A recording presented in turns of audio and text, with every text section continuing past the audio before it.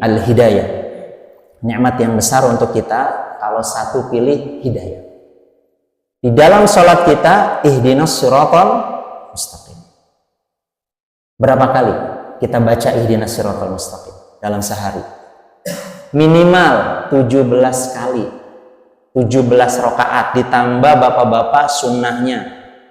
Ihdinas siratal mustaqim. Beri kami hidayah. Yang terjemahan Qur'annya tunjukkan kami ya. Di antara maknanya ihdina itu beri kami hidayah. Ihdina as-sirata itu jalan, al-mustaqim lurus. Di sini di antaranya maknanya adalah Islam. 17 kali minimal. Adakah di antara 17 kali kita mohon sama Allah, tunjukkan kami jalan-jalan, pintu, lunasin hutang? Tidak. Kalau itu memang penting. Tunjukkan kami jalan-jalan pekerjaan yang hebat.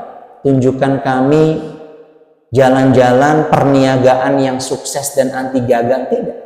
Tapi kita mengatakan kepada Allah, ihdinas siratal mustaqim. 17 kali. Ya. Dan diantara menjaga hidayah itu dengan ilmu, bapak-bapak sekalian. Kalau kita sudah diberi hidayah, walladzina tadaw, dan orang-orang yang telah Allah beri hidayah, zadahum huda, Allah tambahkan petunjuknya, ditambahin. Jadi kita perlu tambahan hidayah dengan ilmu. Tadinya tidak tahu jadi tahu. Tadinya syubhat jadi jelas. Tidak katanya, based on ilmu, berdasarkan ilmu. Itu menjadi jalan hidayah untuk kita semua. Dan diantara pintu jalan hidayah adalah dengan mengikuti petunjuk Nabi Shallallahu Alaihi Wasallam. Asyhadu anna Muhammadar Rasulullah. Syahadah. Nikmat yang besar. Yang berikutnya adalah diutusnya Nabi Shallallahu Alaihi Wasallam. Laqad ba'atsallahu, laqad mannallahu 'alal mu'minina idz ba'atsa fihim rasula. Sungguh Allah mengkaruniakan atas orang-orang beriman saat kepada mereka diutus Rasul. Rasul nikmat yang paling besar juga kepada kita. Ya, kalau disebut satu nama orang yang paling berharga kita siapa? Bukan ayah kita, bukan ibu kita. Rasulullah Shallallahu Alaihi Wasallam. Setiap detik disebut Muhammad di alam ini. Setiap menit disebut Muhammad. Ya. Di Cilenyi aja azan tidak serempak. Kan? Ada himbauan dari Kementerian Agama azan serempak, benar gak? Azan serempak, nggak bisa. Ternyata di sini sudah hayya 'alas shalah, di Permata Biru baru mulai azan. Setiap menit, setiap detik disebut asyhadu anna Muhammadar Rasulullah. Satu-satunya manusia yang disebut di alam ini sampai hari kiamat bukan Adam, bukan Idris, Nuh, Hud, Salih, tapi Muhammad. Dan bagaimana mungkin disebut nama Muhammad sedangkan kita tidak tahu seutuhnya siapa beliau. Al-Quran menjadi mukjizat utama. Mukjizat yang kedua, kata Syekh Sa'id Nursi rahimahullah, mukjizat Nabi Muhammad yang kedua adalah akhlak. Dan ini kita susun sangat detail siapa sosok sepenuhnya tentang Nabi Muhammad SAW yang mungkin selama tabligh terpotong kan, meneladani Rasul ini, mengikuti Rasul ini gitu, seperti puzzle, sepotong-sepotong, belum seutuhnya. Ya. Nikmat yang berikutnya apa? Islam. Kita diberikan lahir menjadi Islam keturunan ya. Nikmat tidak? Wah, saya mah Islam turunan. Wallah, itu nikmat besar, Pak. Nikmat besar. Ah, saya mah Islam turunan. Itu nikmat besar. Yang penting jangan Islam KTP. Ya. di KTP nggak usah tertulis agama. Kira-kira Pak setuju nggak? Jangan. Ya, harus ada. Nanti kalau ada yang meninggal ditabrak, ini agamanya apa? Mesti ditulis. Dan ketika kita dapat Islam, nikmat Allah, Islam turunan, itu besar. Karena Abu Thalib itu tidak dapat nikmat Islam. Pamandanya Nabi SAW saat sakaratul maut, ya Rasul mendatanginya. Ya ammi, qul la ilaha illallah. Wahai pamandaku, katakan la ilaha illallah. Kalimatan ashhadu biha indallah. Satu kalimat aku bersaksi di sisi Allah nanti. Jadi Nabi SAW nanti menjadi saksi kita semua, Pak. Di hari mahsyar nanti, inna arsalnaka syahida. Sesungguhnya kami mengutusmu Muhammad menjadi saksi. Ya, jangan dibayangkan persaksian kita sebagaimana di dunia. Ya, kira-kira kita nomor urut berapa, Pak? Nanti saat meninggal, saat dibangkitin, saat di mahsyar nanti, terbayang, direnungkan. Kira-kira nomor urut miliar berapa? Muslimin di dunia sekarang berapa miliar, Pak? Pernah cek di Google? Kurang lebih 12 sampai 14 miliar. Ya, jadi Yahudi itu di Israel ya dikencingin nama orang Muslim sedunia juga udah tenggelam sebenarnya. Ya. Dikencingin deh bahasa ininya ya. Banyak sekali. Dan kita tidak tahu nanti saat Nabi bersaksi di hadapan kita nomor urut berapa. Ya. Jangan-jangan kita hanya mengenal Nabi itu hanya saat maulid saja. Fal'iyadzubillah. Ya, kita seutuhnya agar nanti dipersaksikan oleh Nabi Muhammad SAW mengenal dirinya. Bukankah kita berharap kepada Allah, isfa' lana ya Rasulullah, berikan kami syafaat ya Rasulullah. Abu Thalib tidak dapat hidayah, Pak sekalian. Ya, datang kepadanya nengokin Abu Jahal dan Abdullah bin Umayyah al-Mughirah, bin Abi Umayyah al-Mughirah datang. Abu Thalib, kamu nggak malu apa sama bapakmu Abdul Muttalib? Ya, dengan ajarannya menyembah Hubal, Manat, Uzza. Ya. Kata Nabi di sisinya, Abu Thalib lagi sakarat. Di sisinya ada Nabi, di sisinya ada Abu Jahal. Pamanku, ucapkan la ilaha illallah, aku bersaksi nanti. Ya. Karena yang menyokong Nabi, dakwah Nabi saat di Mekah, ya Abu Thalib. Membackup nyawanya bahkan sekalian. Abu Jahal bisikin juga, Thalib, nah gitu ya bahasa kita. Lip, ente nggak malu apa ajaran Abdul Muttalib? Ya. Apa kamu nggak sungkan sama bapakmu? Begitu. Ini pilihan yang luar biasa. Nabi ucapkan la ilaha illallah, pamanku. Makanya kata Nabi SAW, man kana akhiru kalamihi la ilaha illallah dakhalal jannah. Barang siapa yang ucapan akhirnya la ilaha illallah masuk surga. Makanya lagi orang sakarat itu dibisikinnya la ilaha illallah aja. La ilaha illallah. Jangan dibisikin macam-macam. Pak, sawah yang di Garut gimana, Pak? Ini hati-hati. Ya, bapaknya sakarat ngurusin harta waris. Ya, Pak, gimana Pak ruko yang di kota Bandung itu? Fal'iyadzubillah. Ketika orang lagi sakarat udah keluarganya tuh la ilaha illallah. Udah. Ini udah macam-macam mikirin ini, mikirin. Nanti dia takutnya ngucapin apa? Bukan la ilaha illallah. Bapak-bapak sekalian rahimani wa rahimakumullah. Kita punya tema bahasan Qulais versus Ka'bah gitu kan. Nah, kita akan tahu seutuhnya insya Allah A sampai Z Nabi SAW lahir ya, dan lahirnya memang sudah diprediksi ya, di dalam kitab-kitab terdahulu ya. Yang Allah turunkan itu ada berapa kitab, Pak? Dari zaman Nabi Adam alaihissalam ya, kita catat ya.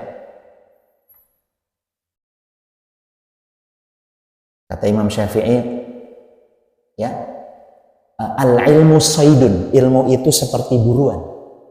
Qayyid suyudaka bil kitabah, dan ikatlah ilmu itu dengan tulis ya. Karena bapak-bapak nampaknya belum menulis, saya tulis ya. Ada berapa kitab?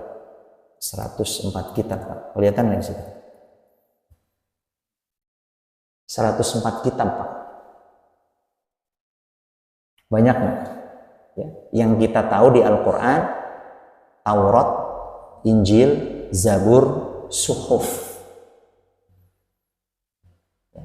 Al-Quran 104 kitab ya. 104 kitab ini di breakdown tidak ke semua nabi dan rasul, tapi dia mesti mengabarkan tentang rasul terakhir. Itu mesti. Di Taurat ada berita tentang akan datang rasul terakhir. Di Zabur, di Injil ya, yang lagi rame kan dai mempadan-padankan Injil kan. Apa sikap kita? Sikapnya di Al-Baqarah, walladzina yu'minuna bima unzila ilaika wa ma unzila min qablik. Kita beriman. Konsepnya ya. Beriman ya dengan berita-berita Israiliyat ya, di dalam Taurat, di dalam Injil. Kita beriman tapi tidak sepenuhnya, kita juga tidak mengingkari sepenuhnya. Ini konsepsinya. Saya ulang, dengan kitab-kitab terdahulu sebelum Al-Quran ya, kita tidak meyakini sepenuhnya karena sudah banyak yang berubah, dan kita juga tidak mengingkari sepenuhnya. Ini konsepsi para ahli ilmu, para ahli tafsir ya, karena Allah mengatakan orang-orang yang dapat petunjuk huda lil muttaqin itu mereka beriman kepada yang turun kepadamu Muhammad dan kitab-kitab yang turun sebelum kamu. Walladzina yu'minuna bima unzila ilaika wa ma unzila min qablik wa bil akhirati hum yuqinun. Kayak gitu. Ya. 104 kitab, ada berapa nabi, Pak? 124 ribuan nabi dan rasul. Ya, Rasulullah ngasih tahu 104 kitab ya, yang bisa nyebutin 104 kitab ini ya, silahkan hadiahnya umroh dari Samira. Subhanallah, kajian subuh ini ya, kita hanya sepotong-sepotong sampai akhir hayat kita tidak bisa tahu ilmunya Allah Azza wa Jalla. Sisihkan waktu ya. 104 kitab. Kita nggak mungkin sepanjang hayat kita tahu baca. Ya, tapi minimal kesimpulannya gitu kan. Ya. 124 ribuan nabi dan rasul. Banyak. Subhanallah. Banyak sekali. Rasulnya berapa, Pak?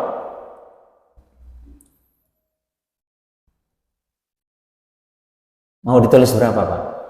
Rasulnya. Ada berapa rasul? Sampai rasul terakhir Nabi Muhammad SAW yang kita tahu 25. 3.000? 30.000? Kira-kira berapa rasul? Baik. 313-an rasul. 313-an rasul. Yang kita tahu 25. Ya. Yang disebut tersurat dalam Al-Quran diantaranya 25. Ya. Berarti yang 290-an kemana Pak? Nah ini perlu kita kaji lagi, ya, panjang bahasan kita.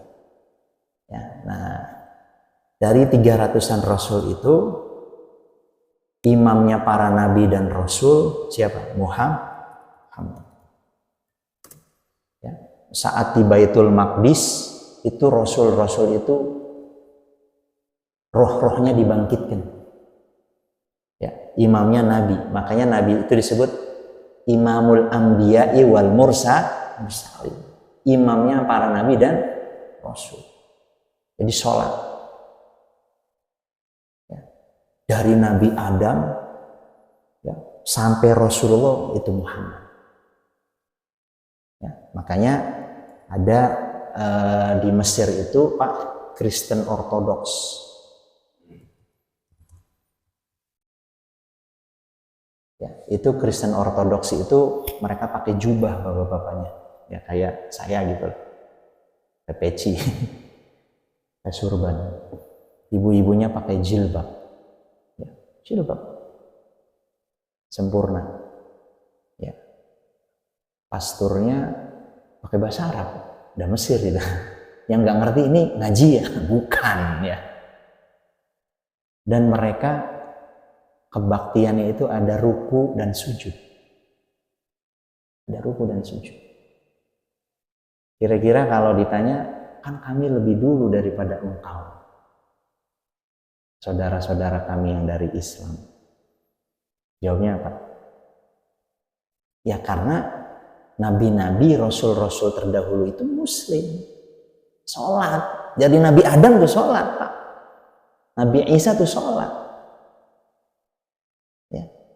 Karena Nabi itu beliau mengatakan aku adalah batu bata terakhir. Nih kalau bangunan 124.000 ini misalnya bangunan kenabian. Nah batu bata terakhirnya adalah Muhammad Sallallahu Alaihi Wasallam.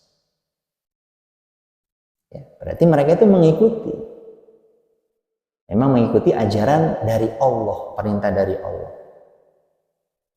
Dan kita bersyukur kepada Allah, satu-satunya agama yang langsung dinamakan oleh Zat yang menciptakan kita adalah Islam. The only one, Islam. Ya. Bapak-bapak sekalian rahimani wa rahimakumullah. Baik, kita kepada kelahiran Nabi Shallallahu Alaihi Wasallam. Ya. Nabi Shallallahu Alaihi Wasallam lahir tanggal berapa Pak? Dan dipastikan kita juga tidak tahu memang. Saya ambil pendapat yang ini ya, yang masyhur juga. Kata Muhammad Sulaiman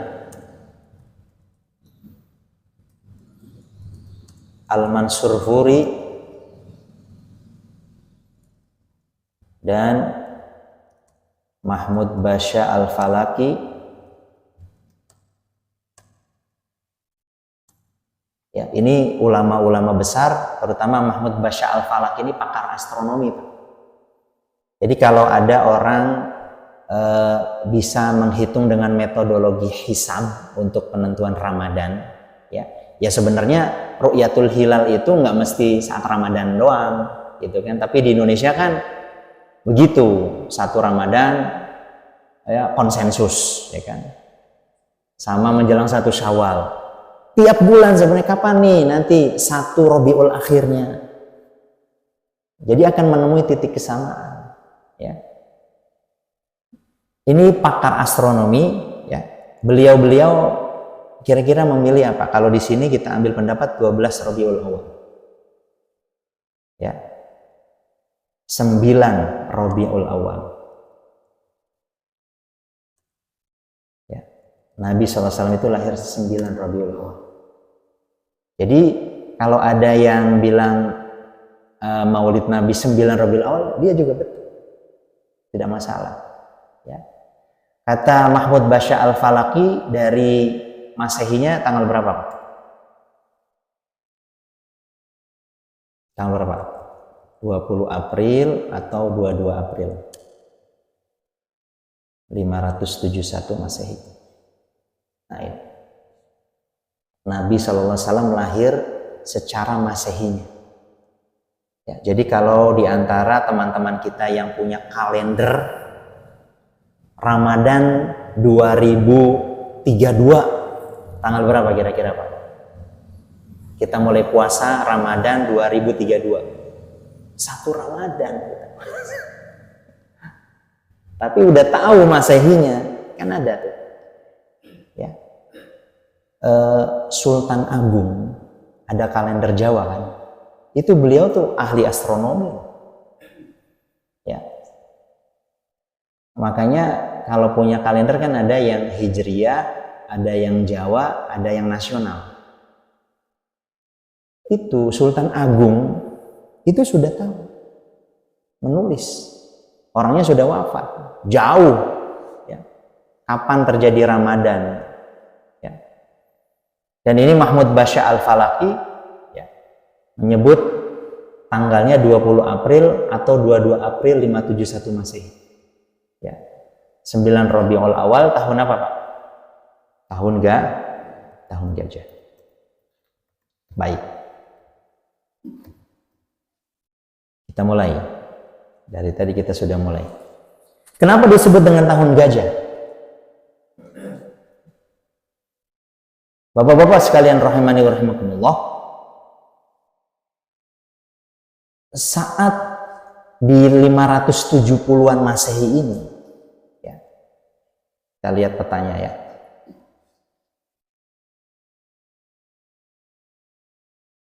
Nah ini, kelihatan nggak Pak petanya? Kalau nggak kelihatan itu deh. Baik.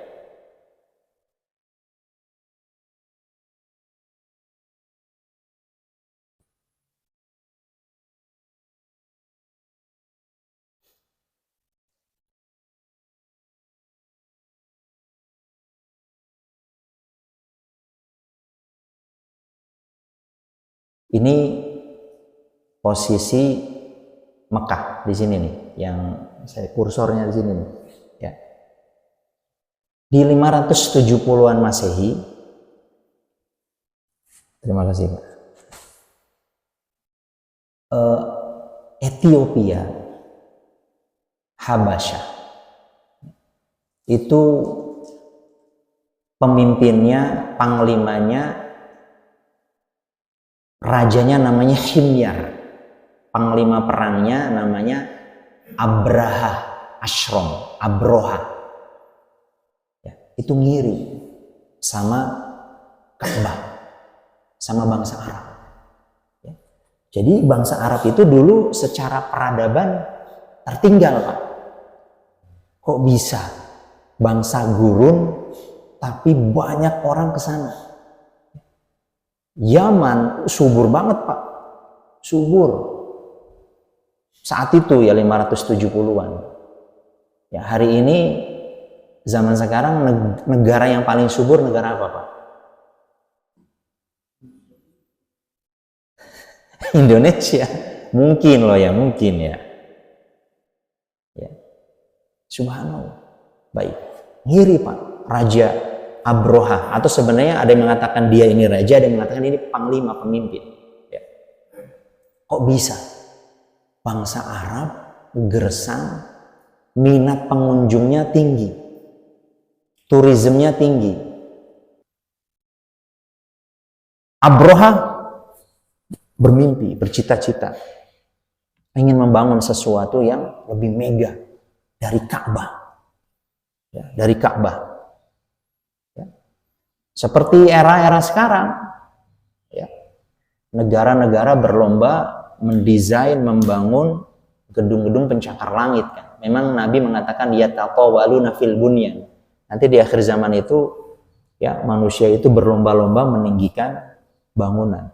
Ya, saat ini yang paling tinggi di mana, Pak? Burj Khalifa. Burj Khalifa di Uni Emirates. Ya, di Burj Khalifa itu ya, kalau ngambil mesin ATM itu keluarnya bisa emas.